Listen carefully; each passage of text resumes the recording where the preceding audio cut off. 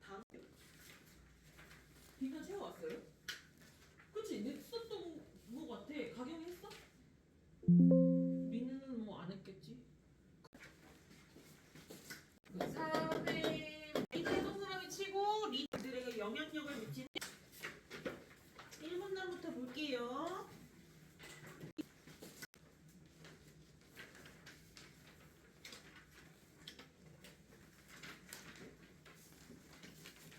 특 사회문화 리더야. 리더는 목표 달성을 1문단부터 볼게요. 리더는 목표 달성을 위해 구성원을 이끌고 그들에게 영향력을 미치는 조직의 핵심 인물이다. 그럼 중심 개념 뭐야? 중심 소재. 리더야. 리더의 개념에 딱 리더의 동그라미 치고 리더의 개념에다가 바로 치고 여러분 이거 2027 수특 사회문화 1 사회문화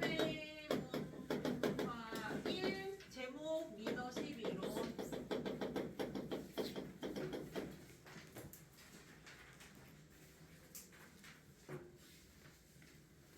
근데 여러분 리더라는 단어 모르는 사람 있어요?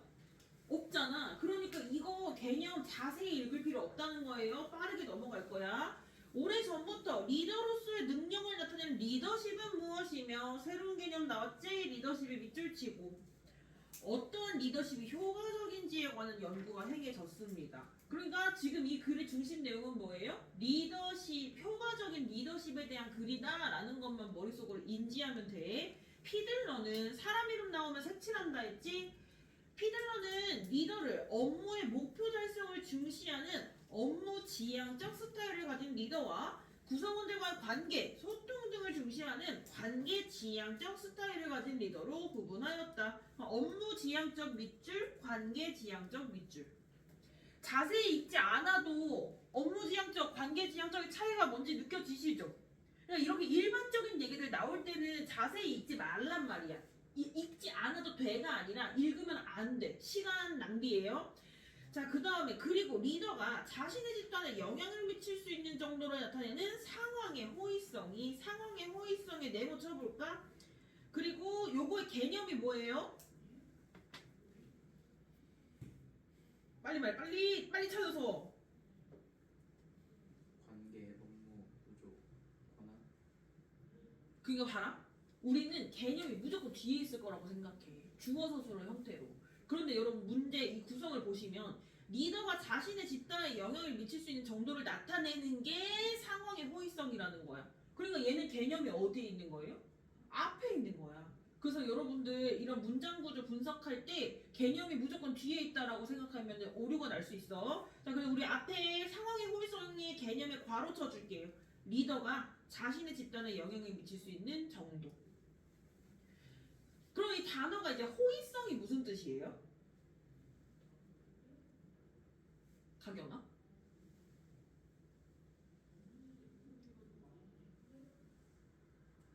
모른다고 해. 몰라요. 호의성이라는 단어는 호의적이다라는 말 들어봤어? 좋은 거야, 나쁜 거야?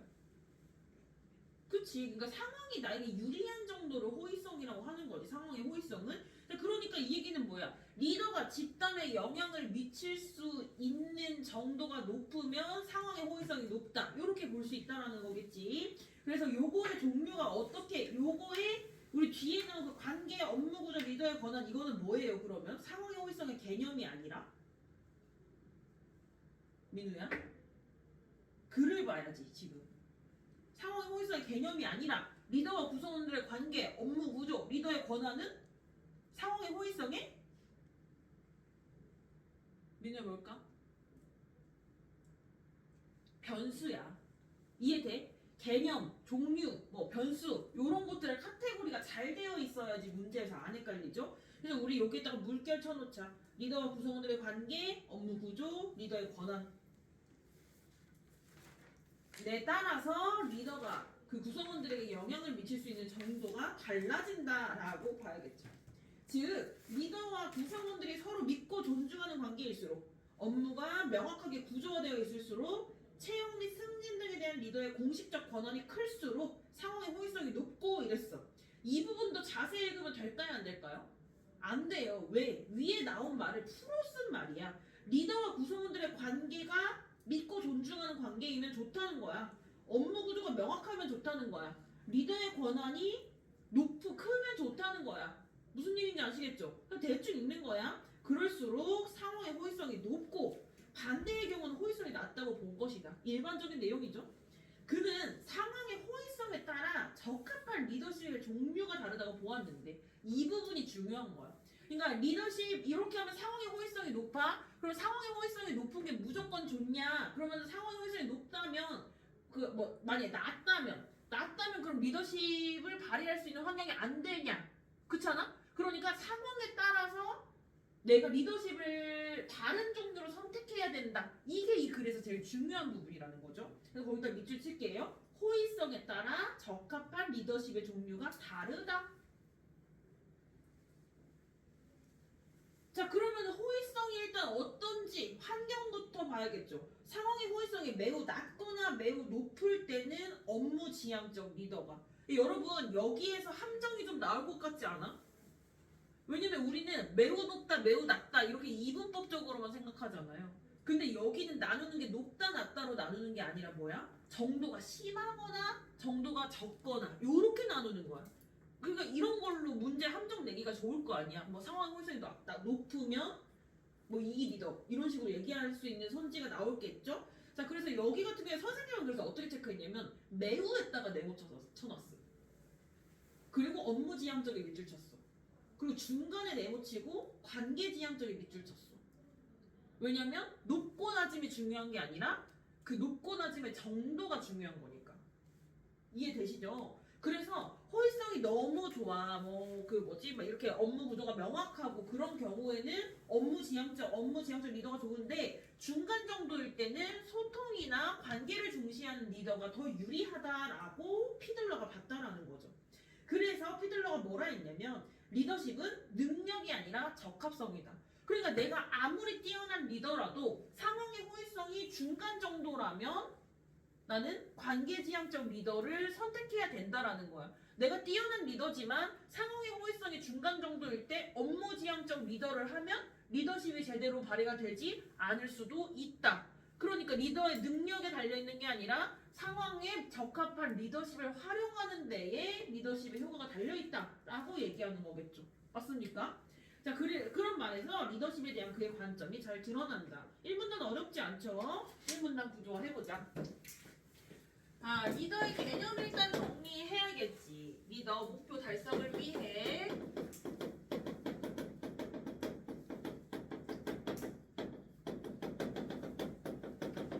본인이 구조화한 내용에 따라 해도 돼. 새롭게 안 쓰고 본인이 구조한 내용이 비슷할 거니까 수정 이렇게 해도 괜찮아.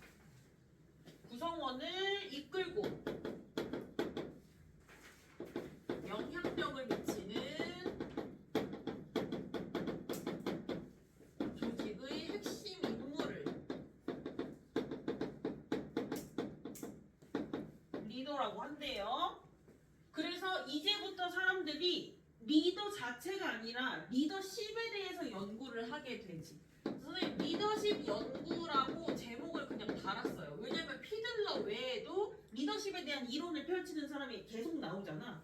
전체 제목을 이렇게 달아봤어. 그래서 처음으로 나온 사람이 피들러라는 거죠. 그래서 이 피들러는 리더를 두 가지 종류로 봤다. 뭐랑 뭐로 봤다? 업무 지향적이라. 그렇지. 업무 지향적 리더와 그리고 관계 지향적 리더 이렇게 두 가지로 나눴는데 업무 지향적 리더는 업무의 목표를 달성하는 것이 중요하다라고 했고 관계 지향적 리더는 일하는 것보다는 뭐가 더 중요해? 소통하는 게 더 중요해. 소통이 더 중요하다라고 했다라고 키워드만 이렇게 차이점으로 나눠주면 되겠죠. 그리고 두 번째 나왔던 개념이 이 리더 자체보다는 이 리더가 리더십을 발휘할 수 있는 환경, 즉 상황의 이야기를 했죠. 상황의 호의성을 결정하는 변수들이 바로 관계, 업무 구조, 그리고 리더의 권한 등에 따라 결정이 된다고 했었어요. 글자만 따라 쓰는 게 아니라 내용의 흐름을 머릿속에 넣어가면서 써야 돼. 자, 그리고 그러니까 이거지. 상황의 호의성의 개념 적고 변수 이렇게 적으면 정보의 양이 많아지고 정보끼리 관계를 파악하기가 어려워. 그래서 선생님은 사실 중요한 건 이거잖아. 개념보다는 상황의 호의성이 뭐에 따라 달라지는지 변수가 중요하잖아요. 그래서 이거를 중심 정보로 놓고 상황의 호의성은 그냥 여기다가 개념을 따로 적어놨어. 상황의 호의성 리더가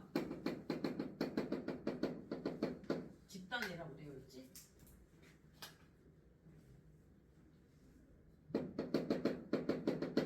집단에 영향력을 미치는 정도를 상황의 호의성이라고 했었죠.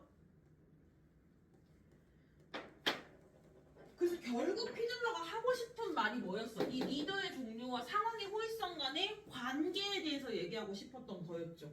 그래서 상황의 호의성이 높거나 낮으면 이런 식으로 화살표를 써줄 수 있겠지. 여러분들 구조화한 거 보니까 높고 낮다 화살표로 잘 정리했더라고요. 높거나 낮으면 무슨 리더?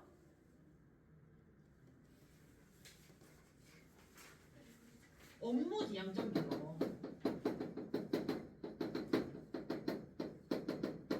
근데 상황의 호의성이 중간 정도이면 관계 지향적 리더가 적합하다라고 했다는 거죠.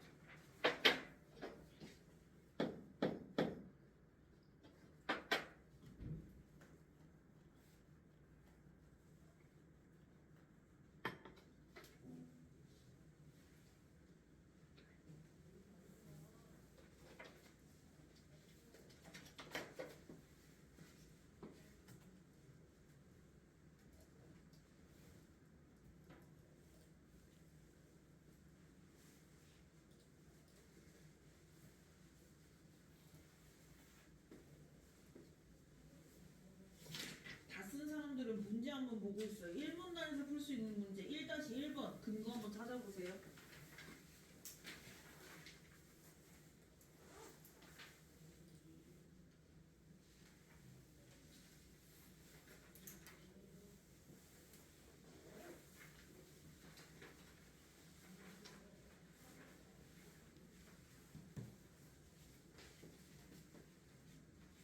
자, 1번 1-1번 피들러는 업무의 구조화가 명확할수록 상황의 호의성이 낮다고 보았다.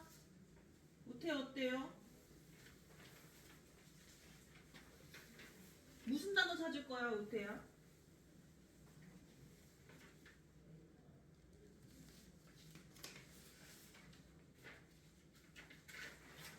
1번에서 무슨 단어가 제일 중요해? 빨리 생각해야 돼. 응? 구조 맞아. 구조도 좋고 그리고 뭐도 해야 돼? 상황의 호의성이 높고 낮음을 일단 봐야 될 거 아니에요. 그럼 그 내용이 어디에 있어?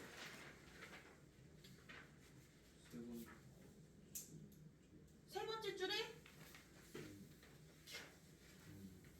세 번째 줄에 구조 없지. 상황의 호의성이 높고 낮고 그 얘기는 밑에서 둘, 넷, 여섯 번째 줄부터 볼까요?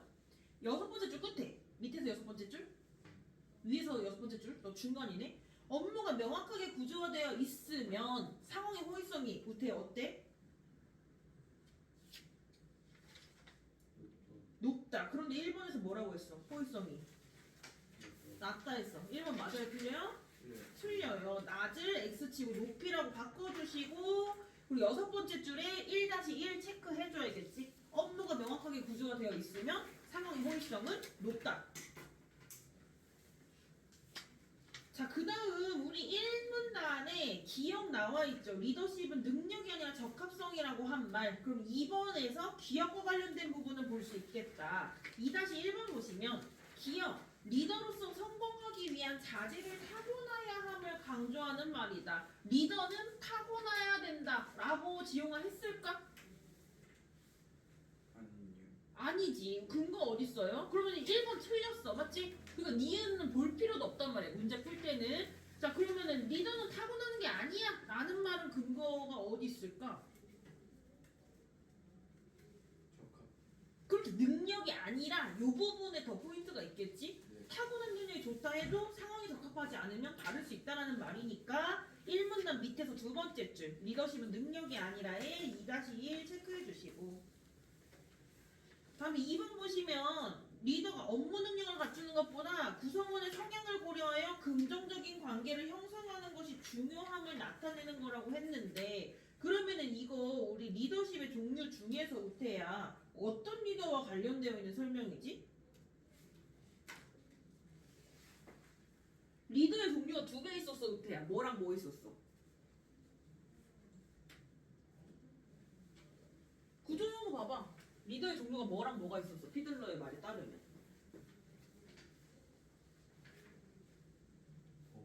업무 지향이랑 관계 지향이에요. 2번 보니까 뭐예요? 업무 지향이에요? 관계 지향이에요? 뭐를 중요하대? 얘는 뭐가 중요하대? 그치. 관계 지향적 리더야. 맞지? 거기다 밑줄 칠게요. 긍정적인 관계를 형성에 밑줄 치고 관계 지향이라고 써주시고. 그러니까 이거 뭐야? 업무 능력을 갖추는 것 거기다가도 밑줄 쳐야지. 2번에. 업무 능력 갖추는 게 뭐야? 업무 지향이죠. 그러면 2번 치환하면 뭐야? 업무 지향적 리더보다 관계 지향적 리더가 더 좋다라는 말이에요. 맞을까 틀릴까 우태야?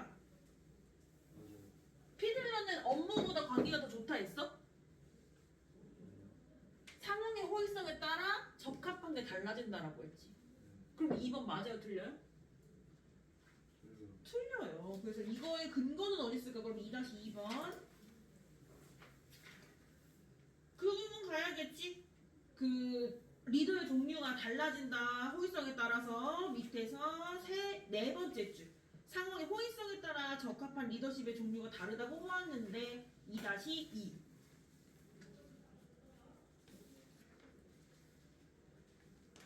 그 다음 3번, 2-3번. 기획은 리더가 구성원에게 명확하고 구체적으로 지시를 내려야 한다라고 했을까요? 지용이 어때?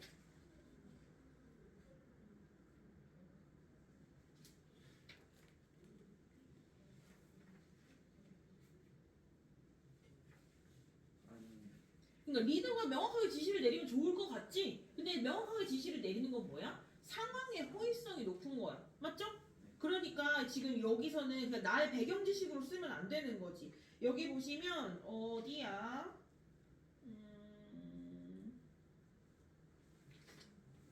명확한 구조. 사실 이 지시라는 말이 1문에 나오진 않거든요. 이게 왜 나오냐면 그 2문단에 나오는 이론의 그 리더가 지시를 명확하게 내리는 것에 대해서 나와. 그런데 어쨌든 간에 그런 맥락에서 1문단에서 봤을 때는 리더가 구성원에게 명확하고 구체적으로 지시를 내리는 건 어떤 리더에 가까울까요? 지금 어떤 리더에 가까운 것 같아? 업무 지향 쪽에 가까운 것 같지. 그러니까 이 얘기는 뭐야? 어쨌든 구체적으로 지시를 내리는 리더가 중요하다라는 거야. 결국 리더의 능력에 대한 얘기죠. 그러니까 이것도 맞아 틀려? 3번? 틀리다는 거야. 그러니까 이것도 우리 방금 상황의 호의성에 따라 적합한 리더십의 종류가 다르다. 거기다가 체크해주면 근거가 될 것 같아. 2-3. 자, 다음에 4번 보시면 기업은 상황의 특성에 따라 그에 맞는 리더십을 가진 리더가 필요하다라고 하는 거 명언아 맞아요? 맞는 것 같아요. 그렇지. 이게 바로 능력이 아니라 적합성이다라고 얘기하는 거잖아요. 여기도 아까 한 대, 2-3 한 대에다가 체크해줘야겠지. 상황의 호의성에 따라 적합한 리더십의 종류가 다르다. 2-4. 그 다음 5번 기업은 리더가 가진 권력이 클수록 리더십의 효과가 크다라고 봤을까요? 민우 어때? 이거는 권력에 대한 얘기 어딨지? 리더의 공식적인 권한이라고 볼 수 있겠지. 리더의 공식적인 권한이 높으면 뭐가 높은 거야, 민우야? 리더십의 효과가 아니라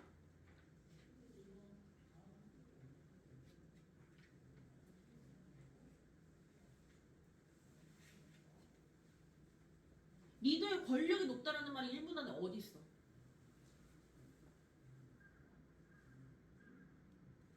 없어요. 비슷한 말을 찾아야지. 리더의 권력이 높다라는 말이 1분 안에 어떤 말이랑 비슷해? 권한. 그렇지. 그러면 권한이 클수록 그게 높은 게 아니라 뭐지? 리더십의 효과가 높은 게 아니라 뭐가 높대? 상황이. 그렇지. 상황의 호의성이 높아지는 거야. 그러니까 우리 리더십의 효과가 커질 수 있음을 X치고 리더십의 효과에 X치고 상황의 호의성이라고 써줘야지. 그리고 방금 그 부분 리더의 공식적 권한이 클수록 상황의 호의성이 높고 그 부분에 2-5 체크해줘야겠다. 그래서 얘들아 2번은 기억만 봐도 정답이 4번임을 알 수 있는 문제예요. 그 다음 3번도 1문단에서 풀 수 있어요. 3번 볼게요. 학생 갑은 조직의 성과가 상황에 따라 어떻게 달라지는지를 분석하는 그래프를 그리기로 했대요. 그래프 X축은 상황의 호의성, Y축은 성과래. 무슨 문제 나올지 뻔히 나오잖아. 피들러의 이론을 바탕으로 리더의 스타일에 따라 상황에 따른 성과가 어떻게 달라지는지를 곡선으로 그렸는데 이를 통해서 업무지향적 리더랑 관계지향적 리더의 상황에 따른 성과 변화를 그린 그래프가 완성이 됐대요. 지용아 몇 번이겠어? 3번. 그렇지. 지금 오른쪽 가로축이 상황의 호의성이잖아. 그러면은 제일 왼쪽에 있으면 상황의 호의성이 낮은 거야. 그지? 그러면 상황의 호의성이 낮을 때는 어때요, 지용아? 리더가? 무슨 리더예요? 업무 지향적 리더의 효과가 높아요. 그치? 업무 지향적 리더가 A야, B야? A. A잖아. A는 높고 B는 낮아야 돼. 지금 그래프 제일 왼쪽이 A가 더 높은 걸로 나와 있죠? 네. 그 다음에 중간쯤에 왔을 때는 어때? 상황의 호의성이 중간일 때는 무슨 리더가 더 좋다고? 관계. 관계지향적 리더가 좋다고. 보니까 어때? B가 높고 A가 낮아져 있죠? 그리고 또 상황의 호의성이 다시 높아지니까 어때? A가 다시 높아지고 B가 낮아졌어. 요 내용을 그래프로 그린 게 3번인 거지. 맞습니까?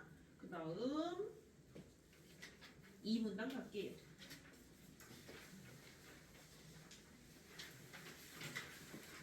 자, 2문단 보시면 하지만 리더의 스타일을 고정된 것으로 인식하였다는 점에서 이 모형에 대한 비판이 제기됐대요. 하지만에 세모치고 이제 반대되는 내용이니까. 그리고 이거 비판이잖아. 그러니까 뭐야? 선생님이 중요했던 정보가 대조, 과정, 비례, 또 뭐였지? 인과 이런 거 나오면은 선지에 나올 확률이 높다 했었지. 이거 뭐야? 다음 이론과 피들러 이론의 차이점이라고 볼 수 있는 거죠. 그래서 우리 고정된 것에다가 역세모 쳐놓자. 이 문단에서 이야기하는 사람이 누구일지는 모르겠지만 이 사람은 리더의 스타일이 고정되면 안 돼라고 생각했다는 거야. 이해되시죠? 그러면 리더의 스타일은 고정된 게 아니야, 즉 변해야 돼라는 얘기지. 왜냐면 우리 얘 같은 경우에는 상황의 호의성에 따라서 리더의 스타일이 정해져 있다라고 한 거잖아요. 그쵸? 근데 이게 고정된 게 아니란 얘기야. 자, 그 사람 누구냐? 허씨와 블렌차드라는 사람이래요. 사람 이름 나오니까 색깔 쳐주고 색칠해주고. 자, 그러면은 얘는 고정된 게 아니면 뭔데? 구성원의 성숙도에 따라 리더가 리더십 스타일을 바꾸어야 한다는 내용의 상황적 리더십 이론을 제시했다. 그럼 구성원의 성숙도가 얘는 변수다, 맞지? 그래서 우리 구성원의 성숙도에 네모 쳐주고. 그러면 구성원의 성숙도에 따라서 리더가 모양을 바꾸라는 거야. 그러니까 여기 같은 경우에는 이런 거지. 선생님의 업무 지향적 리더야? 그러면 상황의 호의성이 높거나 낮은 집단에 가야지 내가 능력을 잘 발휘할 수 있다는 거야. 그리고 내가 관계지향적 리더면 상황의 호의성이 중간 정도의 집단에 가야 되는 거야. 그러니까 나는 바꿀 수 있어, 없어? 나는 바꿀 수 없어. 나는 이 둘 중에 하나로 정해져 있는 거야. 이해되시죠? 근데 이 문단은 뭐야? 상황에 따라서 내가 이런 리더도 될 수 있고, 이런 리더십을 할 수도 있고, 이런 리더십을 할 수도 있고, 내가 모습을 변화시킬 수 있다는 얘기야. 그러니까 얘는 고정된 거고, 그 허쉬와 블렌차드는 고정된 게 아닌 거야. 리더십의 모습이. 이해되시죠? 자, 그래서 그런 걸 상황적 리더십 이론이라고 한데, 상황적 리더십 이론에 동그라미 쳐주시고, 자, 그러면은 얘는 뭐야? 얘는 상황의 호의성에 따라서 적합한 리더의 종류가 달라졌지. 그럼 이 문단은 뭐였지?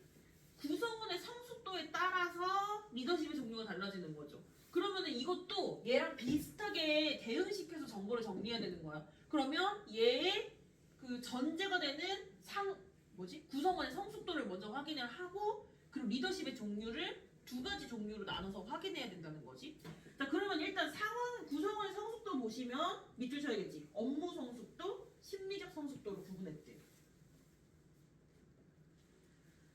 자, 그럼 업무 성숙도, 즉 역량은 직원들의 능력과 경험을 뜻한대. 그럼 역량에 밑줄 치고 능력과 경험 밑줄 쳐야겠죠?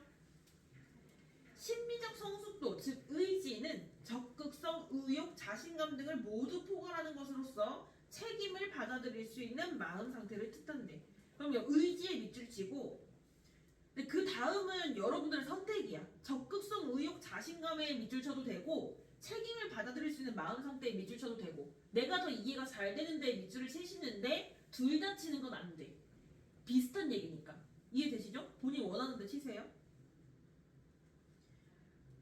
그런데 여기서 약간 느낌이 왔어. 이 업무 성숙도를 역량이라고 명명하고 심리적 성숙도를 의지라고 명명했어. 왠지 선지에서 업무 성숙도, 심리적 성숙도라는 단어를 안 쓸 것 같지 않아? 느낌이 와? 그래서 선생님은 일단 밑줄 친 데서 화살표를 그쪽으로 그어놨어. 업무 성숙도를 역량으로 화살표를 연결해주고 심리적 성숙도에 의지로 화살표를 연결해줬어. 어떤 느낌인지 아시겠죠? 그러니까 쉽게 얘기하면 업무 성숙도는 일 잘하는 직원, 심리적 성숙도는 멘탈 강한 직원. 이해되시죠?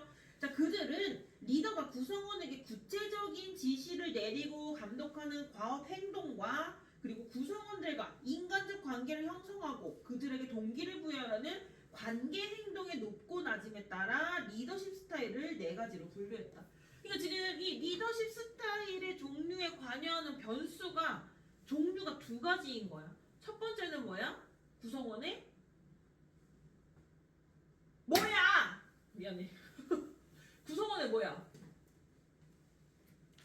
얘들아, 내가 대답할 때까지 기다리지 말고 따라와야지. 시켜 이러면. 이런 게 진도 못 나가. 시험 전까지 진도 못 나가. 빨리. 리더가 자기 리더십의 종류를 결정하는 데 있어서 변수가 첫 번째가 뭐였어요? 방금 한 거. 구성원의 성숙도라고. 맞지? 따라와. 멍 때리지 말고. 자, 그 다음 두 번째가 뭔 거야? 리더가 하는 행동이 무엇이냐. 그치? 그게 바로 뭐랑 뭐로 나눠져? 과업 행동과 관계 행동으로 나눠지는 거죠. 거기다 동그라미 칠게요. 과업 행동, 관계 행동. 근데 사실 이름만 봐도 무슨 행동 느낌이 오잖아요. 그래서 개념에 밑줄 안 쳐도 되는데 내가 잘 모르겠으면 밑줄 쳐. 어디 밑줄 치냐면 과업 행동은 구체적인 지시에 밑줄 쳐야겠지. 그리고 관계 행동은 인간적 관계에 밑줄 쳐야겠지. 근데 내가 그냥 단어만 봐도 뭔지 대충 알 것 같아? 그럼 굳이 밑줄 칠 필요 없어요. 자, 그리고 어쨌든 그래서 리더십 스타일을 네 가지로 분류했다. 그럼 리더십 스타일의 네모 쳐볼까? 이게 어쨌든 이 문단에서 제일 중요한 결과값이겠죠?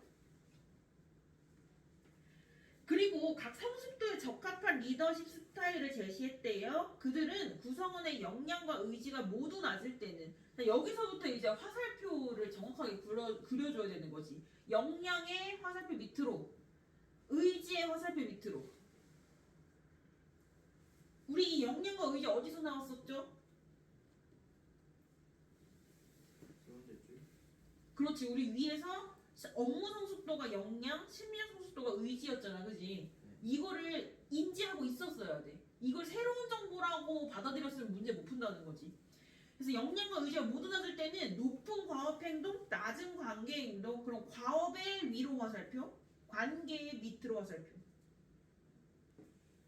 왜 이렇게 해야 되냐? 이유가 이후에 나오는 거지. 확실한 방향을 제시한다라는 거야. 그러면은 우리 일단은 여기 나온 대로 정리를 해봤는데 의미가 뭔지를 생각해보면 역량은 일 못하는 거죠. 의지는 멘탈이 약한 거죠. 그러면은 일도 못해? 하고 싶은 마음도 없어? 그러면 어떻게 해야 돼? 일을 다 시키고 정확하게 정해주고 그리고 다른 거 멘탈 그 뭐지? 이렇게 딱 하기 싫어하니까 끌고 오는 카리스마형 리더십이 중요하겠죠. 그래서 뭐야? 확실한 방향을 제시하는 지시형 리더십이 적합하다라는 건 거야. 그러니까 우리 그 뭐지? 과업 행동 높게. 너 이거 해! 라고 지시하는 거 높게. 그리고 괜찮아? 위로해주는 관계 행동 적게. 이해되시죠? 그래서 지시형 리더십이다 동그라미. 확실한 방향 제시도 밑줄 치고. 자, 그 다음 의지만 높을 때 이 얘기는 뭐야? 의지 화살표 위로하고 뭐가 낮다는 거예요 그러면?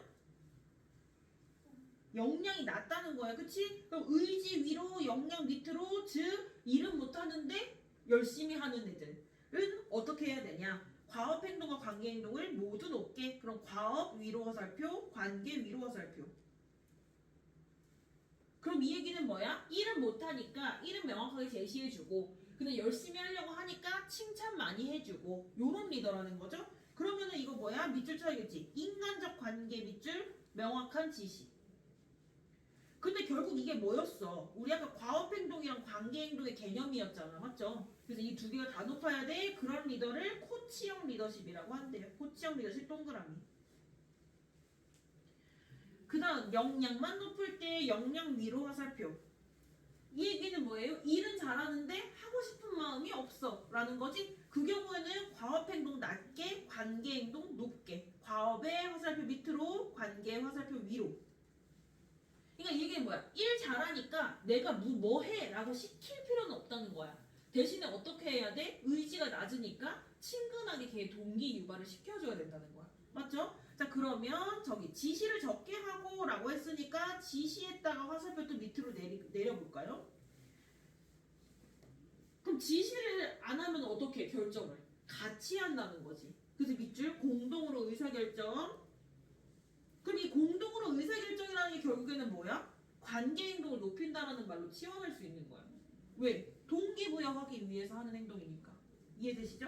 그래서 구성원의 동기를 부여하는 지원형 리더십이 지원형 리더십의 동그라미.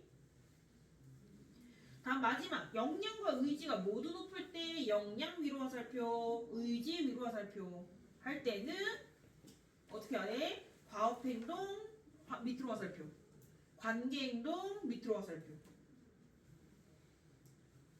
그리고 이 얘기는 뭐야? 일도 잘하고 열심히 해. 그럼 리더가 개입을 많이 하면 된다 안 된다? 안 된다라는 거지. 그래서 여기 특별한 행동을 하지 않고 특별한 행동이 그러면 X치고 구성원에게 책임과 권한을 넘기고 자율성을 부여하는 자율성이라는 단어가 중요해 보이네. 밑줄 치고 위명 리더십 동그라미.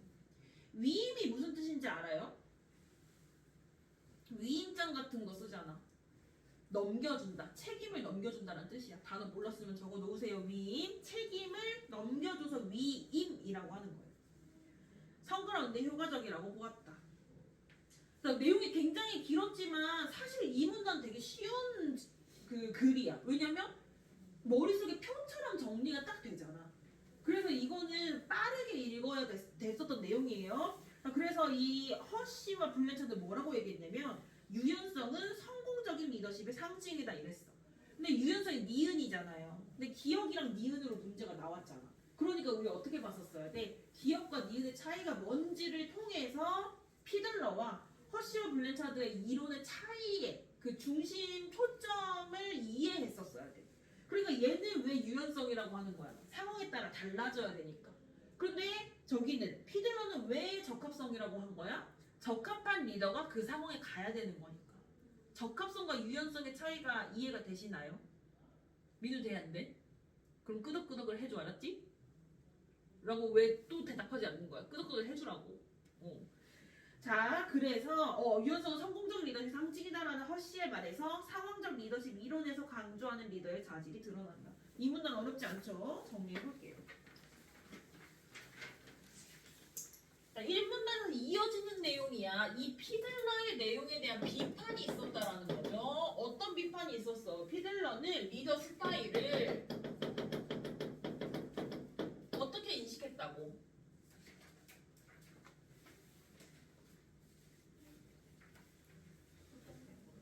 고정된 것으로 인식했다고.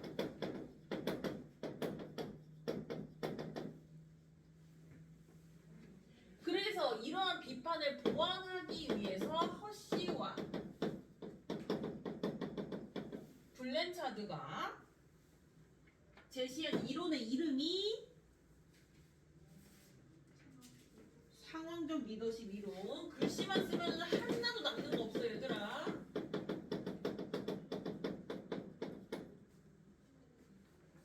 이 상황적 리더십 이론이 얘기하는 게 뭐냐? 구성원의 그렇지, 성숙도에 따라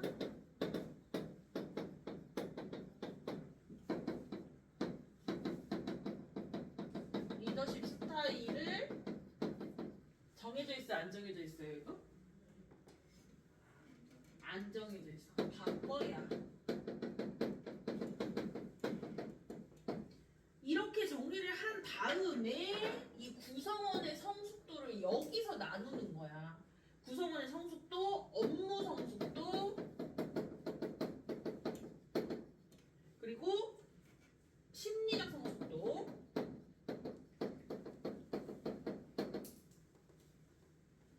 업무 성숙도는 역량, 심리적 성숙도는 의지라고 바꿀 수 있다라고 했었죠.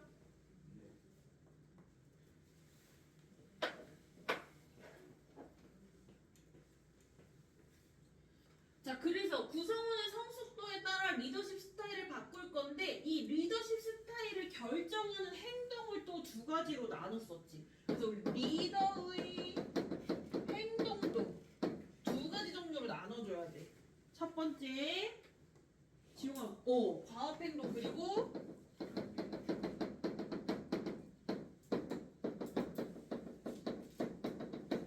관계 행동이에요. 그래서 과업 행동 같은 경우에는 구성원에게 지시하고 감독하는 거. 그래서 내가 과업 행동, 관계 행동이 뭔지 알았으면 여기까지는 쓸 필요 없어요. 자, 그리고 관계 행동은 인간적 관계,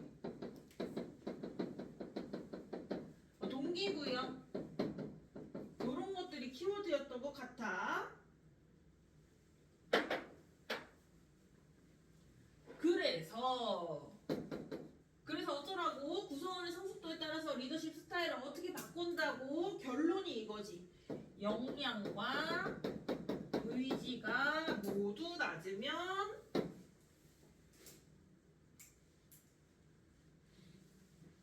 강경은 무슨 리더십?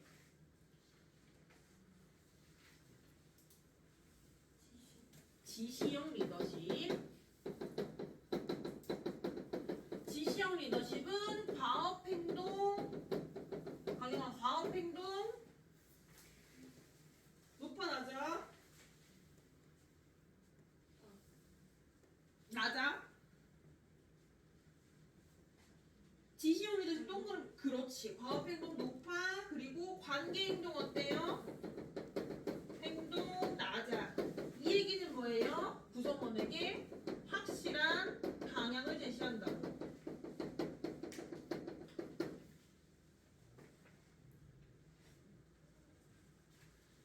그 다음 구성원의 역량이 낮고 의지가 높은 경우는 민우야 어떤 리더십?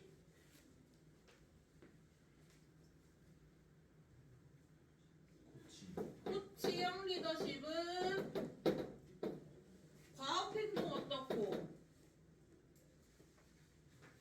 높아요. 관계 행동 어떻고. 맞아요. 그럼 이랑 똑같네?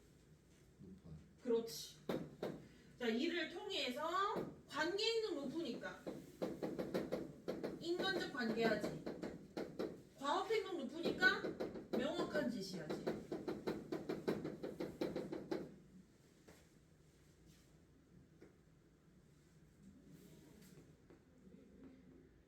그 다음 세 번째, 역량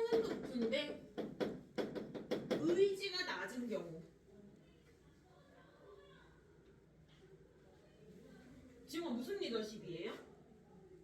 지원. 지원형 리더십. 얘는 과업 행동 어떻고? 과업이 낮고. 관계 행동 높고. 이거는 무슨 리더십이냐? 과업 행동이 낮으니까 적은 지시. 관계 행동 높으니까 의사결정 어떻게? 공동으로.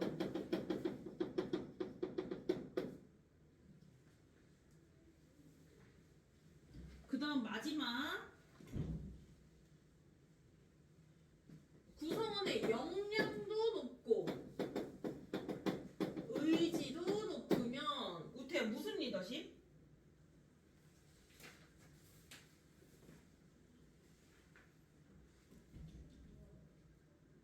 마지막 하나 남은 게 뭐야?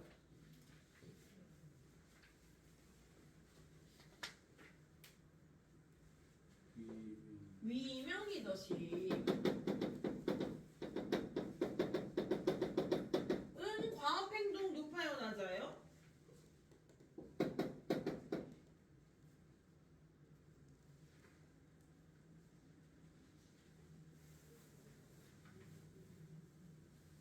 위명 리더십에 대한 개념은 앞에 있지. 어쩌고 하는 위명 리더십이니까. 과업 행동 높게 한대, 낮게 한대. 화살표 했잖아, 쳤잖아. 학교. 관계 행동. 오케이. 어디에? 그러면 그렇지. 그래서 과업 행동과 관계 행동을 모두 낮춰. 그래서 구성원에게 자율성을 부여하는 리더십이다. 이걸로 문제 무조건 나오겠지. 근데 이걸로 문제 나오면 땡큐야. 우리 명확하게 구분이 되잖아요. 얘가 무슨 말을 하는지가 정확하게 인지가 되잖아요. 이 문단 한번 문제 풀어봅시다.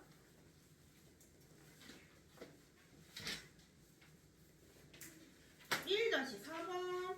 허씨와 블렌차드는 구성원의 역량과 의지가 모두 높을 때는 리더가 이에 호응하여 업무를 명확하게 지시해야 한다고 보았다. 지용아 어때? 아니. 왜 틀렸어요? 역량과 의지가 모두 높은 건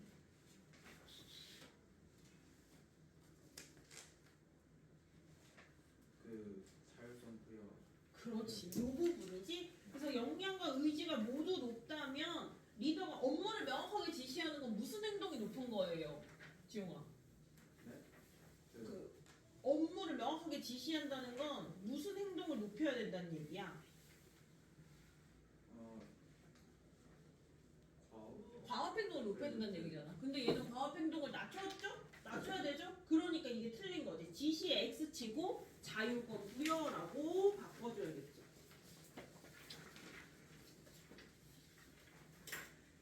다음 2번 볼게요. 니은 사실 우리 답을 고르긴 했지만 정확하게 니은까지 확인을 해보면 니은 리더로서 성공한 자질을 타고나야 함을 강조하는 말이다. 니은 타고나야 된대요?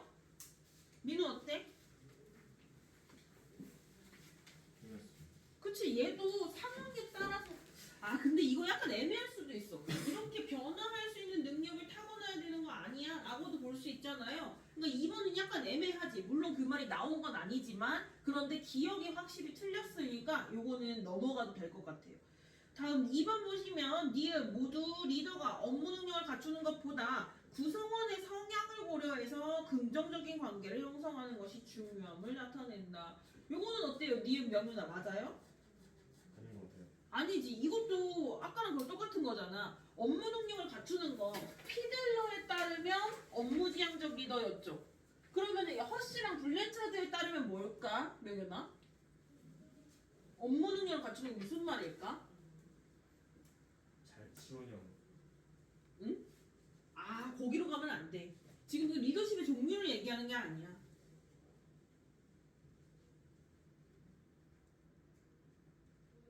리더가 업무 능력을 갖추는 것과 긍정적인 관계를 형성하는 것이 이 문단에서 어떤 단어로 치환이 될까? 우태 어떻게 생각해?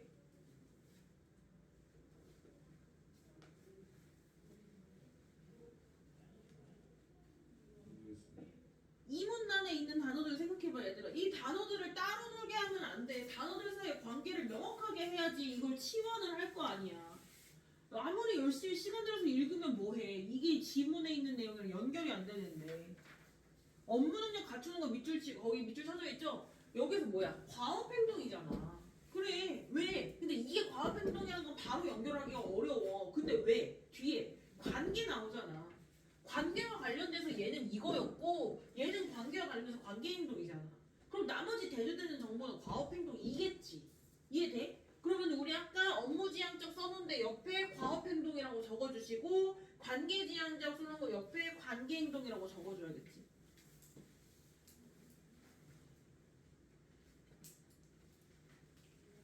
그러면 얘도 마찬가지야. 관계 행동을 높여야 된다라고 했나요, 맹은아? 아니요. 상황에 따라서 관계 행동을 높일 수도 있고 낮출 수도 있는 거잖아. 그러니까 2번도 틀린 거지. 요거는 그러면 근거가 어디 있을까? 이 문안의 근거. 스타일 바꾸어야 한다. 이 부분으로 가면 되지 않을까요? 2-2번 아니 이 문안의 두 번째 줄. 구성원의 성숙도에 따라 리더가 리더십 스타일을 바꾸어야 한다. 2-2. 체크했어? 자, 그 다음 3번. 니은 리더가 구성원의 자율성과 창의성을 최대한 보장해야 된다라고 했을까요? 지용이 어때? 아닌 거 같아요. 왜 아니에요? 여기서는 그 리더가 유연하게 그 상황에 따라 바꿔줘야 하는 거니까. 그렇지. 자율성과 창의성을 뭐 하는 거? 보장해야 되는 거는 구성원의 역량과 의지가 모두 높을 때야. 그렇지 않을 때는 하고 싶은 게 없는 애들한테 자율성을 줘봤자 안 할 거라는 거죠. 그래서 우리 요거는 요것도 뭐 거기다 하면 될 것 같은데? 방금 그 문장으로 다 커버가 되는 말이야. 구성원의 성숙도에 따라 리더가 리더십 스타일을 바꾸어야 한다. 2-3. 4번 니은은 상황의 변화에 따라 리더가 리더십 스타일을 적절하게 바꾸어야 함을 나타내는 말이다가 방금 그 문장이랑 거의 똑같은 말이죠? 거기 2-4도 체크해 주시고. 다음 5번 니은은 리더가 구성원에게 동기부여를 많이 할수록 리더십의 효과가 커질 수 있음을 강조하는 말이다. 가경은 어때?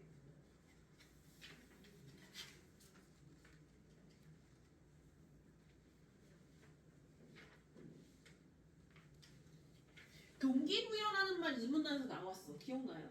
어디서 나왔지? 밑에서 네 번째 줄. 오, 맞아. 맞나? 아, 밑에서 다섯 번째 줄. 근데 이 동기부여가 다른 말로 뭐였어? 높은 관계 행동이었어. 맞지? 사실 이 동기부여는 어디에서 처음 나왔냐면 둘레 여섯 번째 줄. 그들에게 동기를 부여하는 관계 행동에서 처음 나왔었지. 그러니까 우리는 뭐야? 동기부여가 관계 행동이랑 같은 말이야 라고 치환을 할 줄 알았었어요. 그러면은 2번 뭐예요? 2-5번. 관계 행동을 많이 할수록 리더십의 효과가 커진다 라고 볼 수 있는 거야. 그럼 이거 맞아요? 틀려요? 가경아? 관계 행동을 많이 하면은 리더십의 효과가 커질까?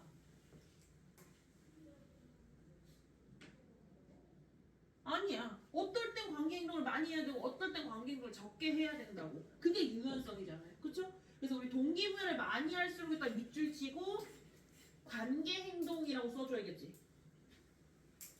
근데 이거에 따라 리더십 효과가 커지는 건 아니야. 이거 아까 봤던 그 문장이죠. 구성원의 성숙도에 따라 리더십 스타일 바꾸어야 된다. 이 문단 두 번째 줄에 2-5까지 그거 체크해줄 수 있겠다.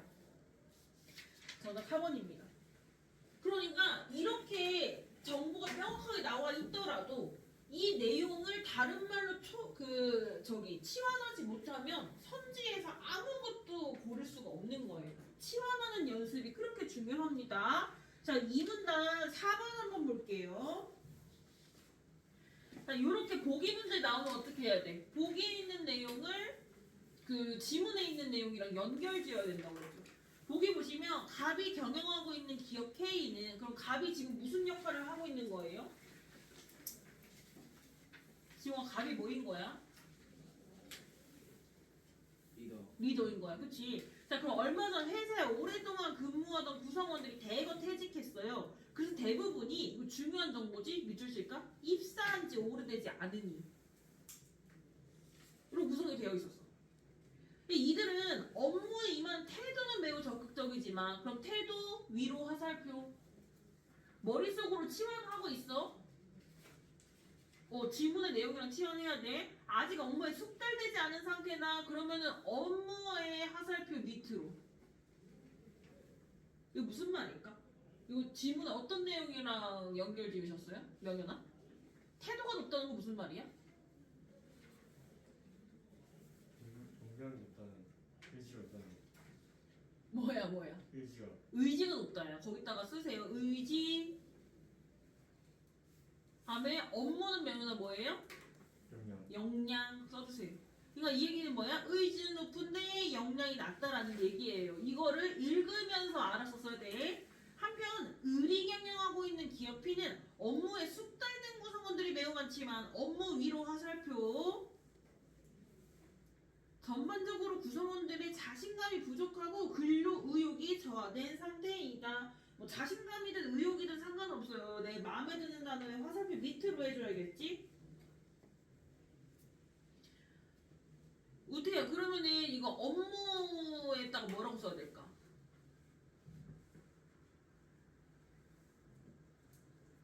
업무에 숙달이 됐다라는 거는 우리 이 문단에 어떤 단어랑 관련된 말이야?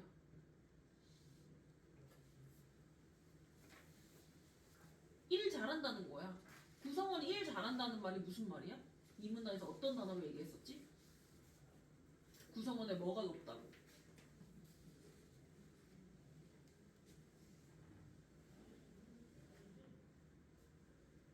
아까 했잖아. 지용아 뭘까? 역량이야. 업무에다가 역량이라고 쓰시고 그다음에 의욕이 저하된 거는 뭔 거예요, 지용아? 의지. 그치, 의지가 낮은 거야. 자, 그러면 이 상태에서 우리 뭐까지 봐야 돼? 민우야? 요것만 체크하면 안 되잖아. 요거에 따라서 어떤 리더십을 선택해야 되는지까지 가야 되잖아. 그럼 갑은 어떤 리더가 돼야 될까요, 민우야?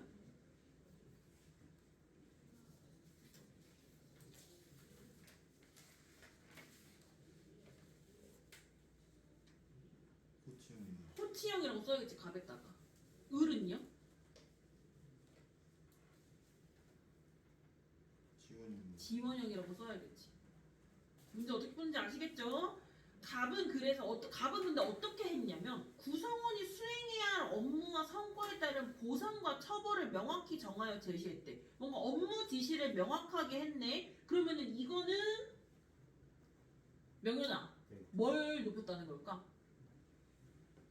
호치형 리더십 갑은 이거는 명현아 봐라. 이 문단에서 어떤 정보랑 관련된 내용인 것 같아? 방금 이거는? 우리가 지금 이거 썼다, 그지? 다음에 이거 썼죠? 이 리더십 종류 썼죠? 근데 방금 그 내용은 이것도 아니고 이것도 아니야. 뭐야? 뭐가 관련된 정보야? 이게 뭐야? 갑이 어떤 행동을 했다라고 하는 거잖아. 그리고 어디로 가야 돼? 리더 행동으로 가야지. 맞아요? 네. 그래서 그러면 이거 리더의 행동 중에서 뭐예요? 보상과 처벌을 명확히 정하여 제시했대? 과업행동 그렇지. 과업행동을 높였다는 얘기야. 이해되시죠? 거기다 밑줄 칠게요. 보상과 처벌을 명확히 정하여 제시해. 과업 위로 화살표. 자, 그리고 을은 구성원에게 기업이 추구하는 목표를 제시하고 구성원들이 회사의 의사결정에 적극적으로 참여할 수 있게 했어요. 그러면 명현아 이거는 뭘 높인 거야?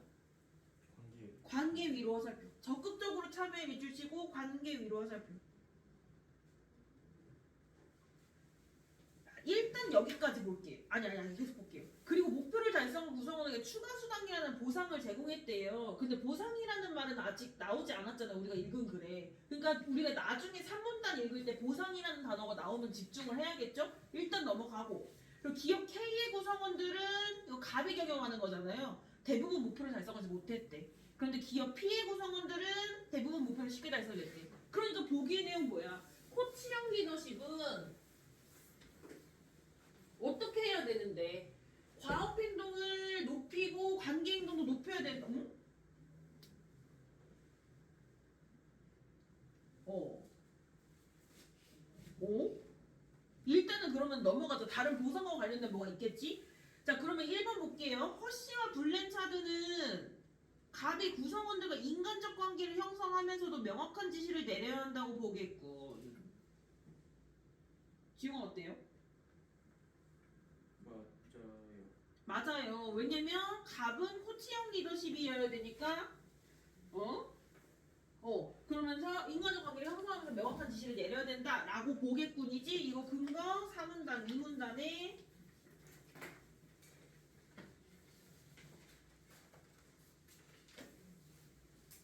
코치형 리더십의 개념에 체크하면 되겠죠? 밑에서 7번째 줄 의지만 높을 때 과업 관계를 모두 높게 해서 인간적 관계를 형성하면서도 명확한 지시를 내린다. 그 다음 4번 4-4번 상황적 리더십 이론에 따르면 을이 과업 행동보다 관계 행동을 많이 하는 것이 기업의 성과 도출에 효과적이겠군. 여기는 어때요? 맞는 것 같아요. 맞는 것 같아요.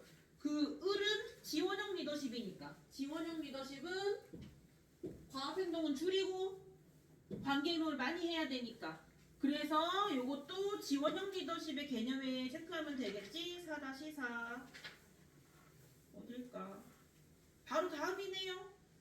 밑에서 둘, 넷, 6번째 줄 역량만 높을 때는 과업 행동 낮게 관계 행동 높게 어쩌고저쩌고. 그런데 얘네가 결과가 왜 이렇게 나왔는지는 이후 애들의 이론에 따라 달라지겠네요. 3문단 가시죠. 이후 리더십을 구성원의 욕구를 만족시키는 것이라고 보는 이론이 등장하기 시작했다. 새로운 이론입니다. 여기에서 중요한 단어는 뭘까 그러면? 우태야? 방금 그 문장에서 가장 중요한 단어가 뭔 것 같아요?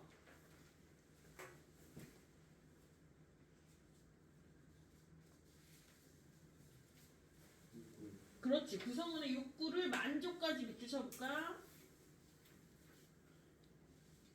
이와 관련돼서 번스라는 사람이 새롭게 나옵니다. 번스의 색칠하고 기존의 이론들이 리더와 구성원 간의 관계를 타산적 이해관계, 즉 일종의 거래를 보고 리더십을 거래적 리더십으로만 인식하였다고 비판하였다. 거래적 리더십에 그러면 이거 반대되는 개념이니까 어떻게?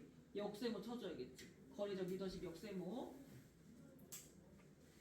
그러니까 이 얘기는 뭐야? 지금 얘네들은 다 내가 이렇게 하면 얘네 이렇게 하겠지? 왜? 우리는 모두 다 회사가 잘 되기를 바라는 사람이니까가 전제인 거야. 그런데 사실은 그렇잖아. 내가 회사가 잘 된다고 해도 내 월급은 똑같으니까 열심히 안 할 수도 있잖아. 리더십의 종류가 어쨌든 간에. 그게 뭐야? 나한테 그런 나의 동기를 나를 만족시켜주는 나의 욕구를 만족시켜주는 리더가 이런 거랑 상관없이 나를 일 잘하게 만드는 리더라는 거죠. 자, 그래서 얘는 뭐라 했냐면 그에 따르면 거래적 리더십은 구성원에 대한 보상과 처벌을 명확히 하는 데 중점을 두는 거래. 그러면은 그 거래적 리더십이 나쁜 거였으니까 또 뭐도 나쁜 거야? 방금 그 문장에 따르면? 박영아? 어디에 역세모를 쳐야 돼? 방금 그 문장에서?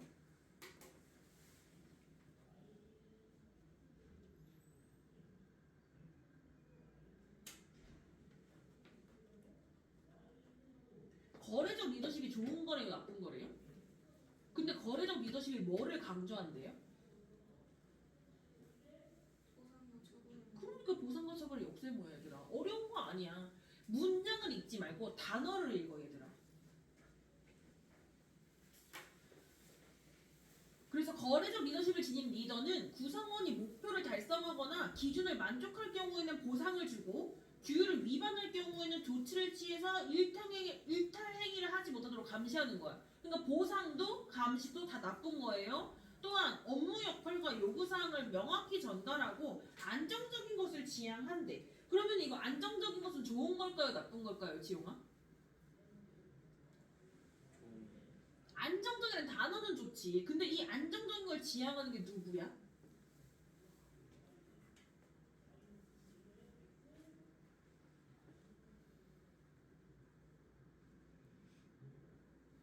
이 문장엔 주어가 없잖아요. 그럼 앞 문장의 주어가 안정적인 걸 지향하는 애겠지. 거래적 리더십을 지닌 리더잖아. 맞아? 거래적 리더십을 지닌 리더는 보상 주고 감시하고 안정적인 걸 지향해. 까지 가야 돼. 내 의미의 범위가 거래적 리더십을 지닌 리더는 이라는 주어에 걸리는 문장이 다음 문장까지 갔었어야 돼. 이해되시죠? 그럼 안정적인 거 좋은 거겠어, 나쁜 거겠어? 나쁜 거야. 거래적 리더십이 나쁜 거니까. 이해되시죠? 자, 이걸 비판하며 리더가 구성원에 그럼 어떻게 해야 된다고? 여기를 밑줄 쳐야겠지? 창의성 자극, 책임의 분권화를 지향하는 변혁적 리더십 동그라미. 분권화가 뭐지? 가경 분권화가 뭔지 알아요? 몰라요? 지용아 분권화가 뭔지 알아요? 책임 분배. 그렇지. 분, 나누다, 권리를 나눠. 권리를 리더에게 집중된 것이 아니라 구성원들과 동등하게 나누는 게 중요하다라는 말이죠. 그런 걸 변혁적 리더십이라고 한대요. 거래적 리더십과 대조되는 개념이겠지? 그에 따르면 변혁적 리더십을 가진 리더는 구성원과의 공동의 목표를 추구하고 공동의 목표 밑줄 멘토로서 영감을 불러일으키고 개인적 관심과 조언을 제공함으로써 개인적 관심과 조언의 밑줄 구성원의 동기와 가치관을 변화시킨다. 근데 이 문장은 여러분 비슷한 내용이 너무 많아서 그냥 다른 데 밑줄 쳐도 괜찮아. 멘토에 밑줄 쳐도 괜찮고 구성원의 동기와 가치관을 변화 거기 밑줄 쳐도 괜찮아. 내가 가장 직관적으로 이해할 수 있는 구절에 밑줄을 치는데 다 치는 게 아니라 적절한 양을 밑줄 치는 게 중요합니다.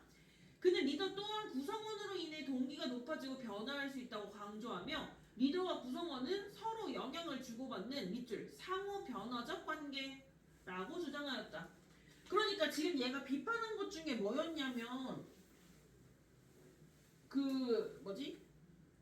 안정적이고 변화하지 않는다고 그랬는데 뭐 어쨌든 지금 얘 같은 경우에는 지금까지는 뭐였어? 리더가 이렇게 행동하면 구성원들이 잘할 거야 라고 했어. 일방적인 관계였거든 리더십이. 근데 얘는 뭐야? 리더가 이렇게 행동을 해서 구성원이 만족하면 리더가 다시 영향을 받고 그래서 서로 변화를 주는 관계라고 하는 게 이 변혁적 리더십의 핵심이겠죠. 바스는 번스와 달리 변혁적 리더십과 거래적 리더십은 상호 배타적인 것이 아니고 그럼 새로운 사람 나왔으니까 색칠해야겠지 바스. 그리고 번스와의 차이점 나오니까 번스의 역세모 해야겠지. 근데 여기에 포인트는 뭐야? 얘는 상호 변화적이라고 봤다고 번스는. 그런데 바스는 그게 아니 상호 변화적이 아니라 변혁적 리더십이랑 거래적 리더십을 다른 걸로 본 거야. 상호 배타적이 뭐예요? 서로 겹치지 않는다라는 뜻이거든. 그러니까 이거 아니면 이거야. 거래적 리더십 아니면 변혁적 리더십이야 라고 본 거예요. 그런데 번스는 뭐야? 얘네 둘이가 서로 적절히 조합을 해야 된다 라고 얘기했다라는 거지. 주장의 차이가 뭔지 아시겠죠? 그래서 우리 상호 배타적에다가 X 치시고 이어서 적절히 조합에 밑줄 치고 그러니까 어떨 때는 거래적 리더십 어떨 때는 변혁적 리더십 이렇게 써야 된다라는 말이죠. 자 그러면 결과적으로 봤을 때 이 바스의 주장은 뭐야? 번스의 리더십에 대한 주장이 동의하면서 거기에서 뭔가를 첨가한 거지. 그래서 얘는 그 주장을 발전시켰다라는 내용까지도 밑줄을 쳐봤어요. 주장을 발전의 밑줄. 3문단 보시죠.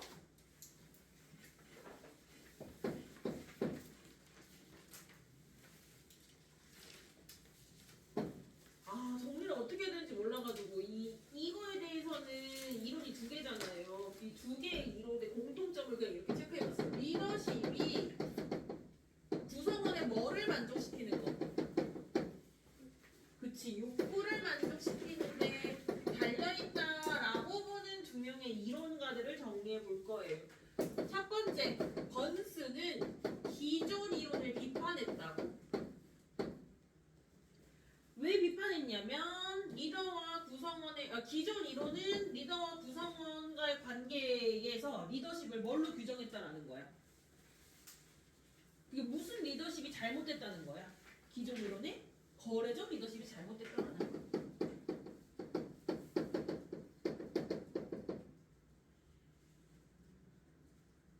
이 거래적 리더십의 특징을 빨리 까먹어. 키워드로 나열해 보면 보상 그리고 뭐 안정 지향 이런 것들 있겠죠. 그래서 얘와 대조되는 번스의 개념이 뭔 거예요? 무슨 리더십인 거예요? 변형적 리더십인 거야.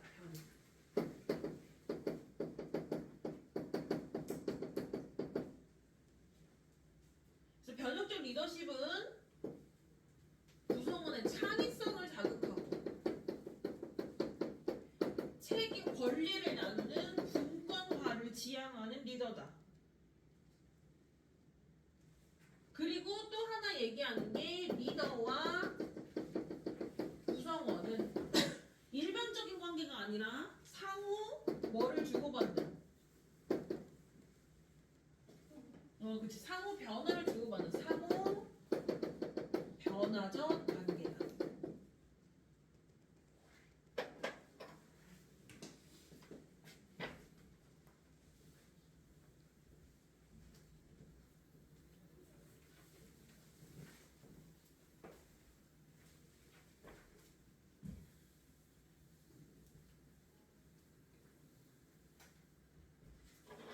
자 그런데 여기 이 번스의 생각과 다른 친구가 바스라는 애가 또 나왔었지. 바스라는 친구는 번스의 주장을 뭐 한 거예요? 그럼 비판한 거예요?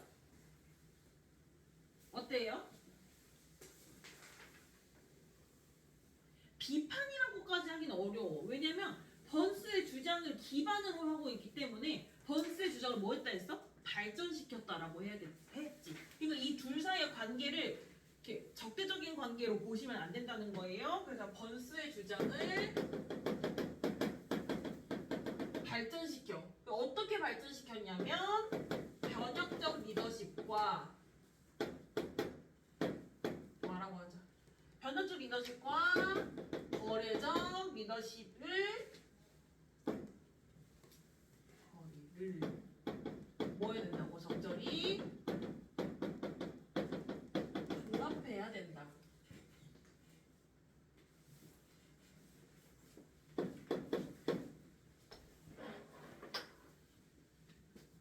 자, 그러면 3분단에서 풀 수 있는 문제 1-3번. 바스는 변혁적 리더십과 거래적 리더십을 모두 활용하는 리더가 성과를 효과적으로 달성할 수 있다고 보았을까요? 우태 어때?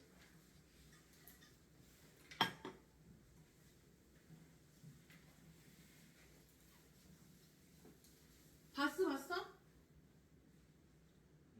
바스가 뭐라고 얘기했지? 변혁적 리더십이 좋대요? 거래적 리더십이 좋대요?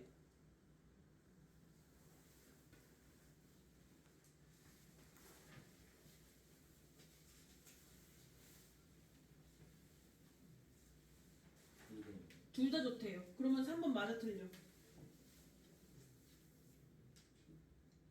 모두 활용을 했으니까 맞지. 그 3번이 정답입니다. 방금 그 부분 3문단 밑에서 두 번째 줄 바스는 번스와 달리 상호 배타적인 거 아니고 조합해야 된다. 1-3.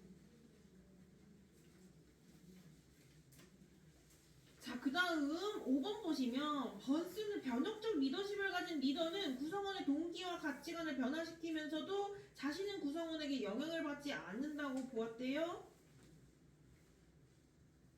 민우 어때? 틀렸어. 왜 틀렸어요? 영향을 받지 않는다는. 그치, 영향을 그럼 받아요? 근거 어딨지? 3문단에 밑에서 세 번째 줄 리더와 구성원은 서로 영향을 주고받는 어쩌고저쩌고 1-5.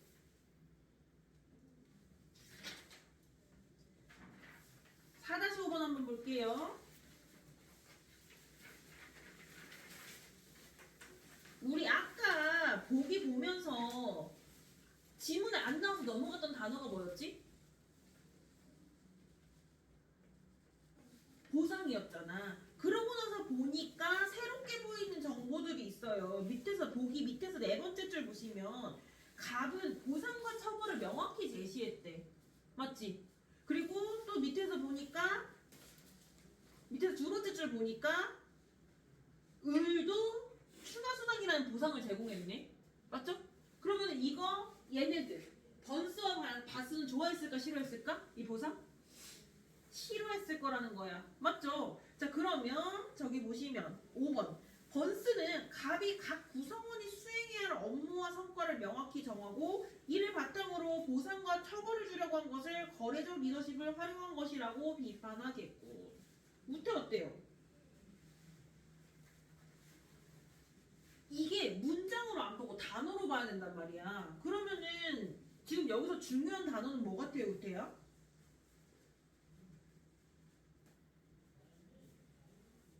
(5번에서)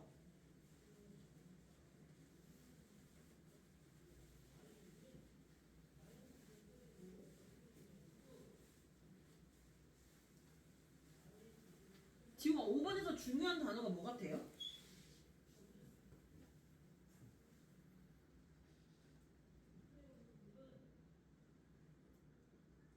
어떤 단어로 근거를 찾아야 돼?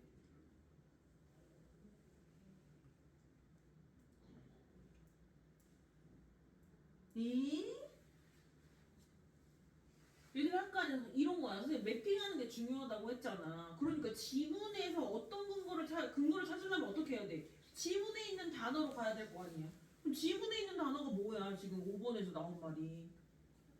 보상과 처벌 거래적 리더십이잖아.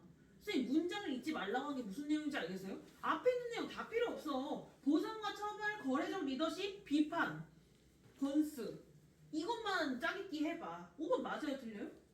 맞아요. 번스는 거래적 리더십 싫어했음. 거래적 리더십이 뭔데? 보상과 처벌임. 그걸로 끝이야.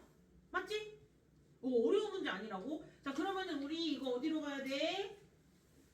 4-3 근거 어디 있을까? 보상과 처벌 싫어하는 거 어디 있어요, 우태야? 3문단에?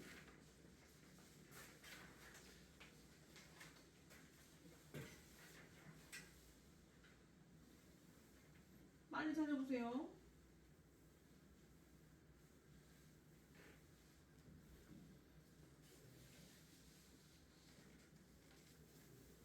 보상과 처벌 어딨어? 에헤이, 세 번째 줄에 있지. 거래적 리더십은 구성원에 대한 보상과 처벌을 명확히 하는 데 중점을 두는 것으로서 찾았어요. 세 번째 줄. 얘들아, 보상과 처벌에 역세모 돼 있었잖아. 그리고 빨리 찾을 수 있었어야 돼, 이거는 뭔가, 아, 그래, 그럴 수 있어가 아니야. 이거 체크하는 이유가 뭔데? 보상과 처벌 눈에 잘 보이게 하려고 체크해 놓은 건데, 이걸, 그니까 봐라, 얘들아. 보상과 처벌 찾으라고 했을 때, 너네는 또 글을 읽고 있단 말이야. 글을 읽으면 안 된다고. 그래서 도식화하는 거라고. 그러니까 이 단어 찾을 때 어떻게 해야 돼? 내가 밑줄 치고 체크하는 거를 중심으로 단어를 찾아야 돼. 이해되시죠? 자, 그래서 5번, 4-5번은 맞고. 그러면은 오늘 여기까지 하고 다음 시간에 4문단부터 할 건데 다음 시간 과제는 과학기술 1번 문제 풀고 구조화 해오는 건데 진짜 어렵거든요. 그리고 구조화 진짜 해와야 돼. 오늘 구조화 안 해온 사람 누구지? 명일이 구조 안 해왔지?